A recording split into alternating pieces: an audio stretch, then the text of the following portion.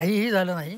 दुसरी गोष्ट अशी आहे की याच्यामध्ये उद्धव ठाकरे, मिलिंद नार्वेकर विजयी झाले, जयंत पाटील पराभूत झाले, त्यामध्ये त्यांना आनंद आहे.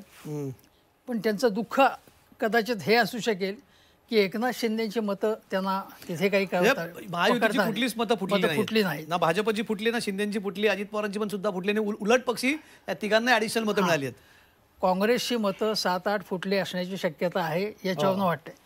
वडेट्टीवार, नाना पटोले एकही मत फुटणार नाही, आमचं एकही मत फुटणार नाही. काँग्रेसचा भोंगळ कारभार पुन्हा एकदा स्पष्ट आपण एकदा घेऊ सगळे याचा याचा अर्थ काय काय त्याचे निकाल माझ्या मागे आपण मी सगळे एक 4-5 एक पहिला म्हणजे मानायला लागेल की देवेंद्र फडणवीस यांना याचं श्रेय द्यायला लागेल की त्यांचं जे प्लॅनिंग किंवा स्ट्रॅटेजी आणि कोऑर्डिनेशन, तिन्ही पक्षामधलं कोऑर्डिनेशन, फक्त स्वतःचं नाही, हे याबद्दल त्यांना मार्क द्यावे लागते. गेल्या वेळेस निवडणुका, या अशा निवडणुका ज्या असतात तर विधान परिषदेच्या कृषी लढवल्या जाणाऱ्या, या खूप तुम्हाला टेक्निकली खूप साऊंड असावं लागतं आणि माझ्या मते खूप कमी लोक आहेत आणि जबाबदारी त्यांच्यावरती अधिकृतपणे सोपवली होती की तुम्ही सगळं बघा. या निवडणुकांचे 2 भाग असतात, म्हणजे चोरमारे सर आणि अभिजित 2 भाग असतात या निवडणुकांचे. एक म्हणजे ह्याचं गणित जमवून आणणं, हे गणितच जमवावं लागते, कोणाला किती प्रेफरन्शियल द्यायचं.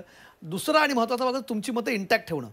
ह्या दोन्ही करण्यामध्ये मला ते गेल्या वेळेस फडणवीसांचाच त्याच्यामध्ये फार मोठा रोल होता आणि यावेळेस फडणवीसांचा तुला हे तिन्ही पक्षांना जर एकत्रित बांधूच शकणार आहे, मग ते काम दादांनाही जमणार नाही, ते शिंदेंनाही त्यांनी केलं असं. पण हे फडणवीसांचं काम असावं, त्यांनी हे सगळं जुळवून आणणं, ते गणित आणणं आणि ही मतं तुमची स्वतःची इंटॅक्ट तर ठेवूनच वरतून इतर आणायची. कारण काय हे निवडणुकांच्या आधी होणारी निवडणूक आहे आणि अशा निवडणुकांमध्ये ज्या प्रकारचे सगळे अर्थपूर्ण व्यवहार होत असतात, ज्या उमेदवारांना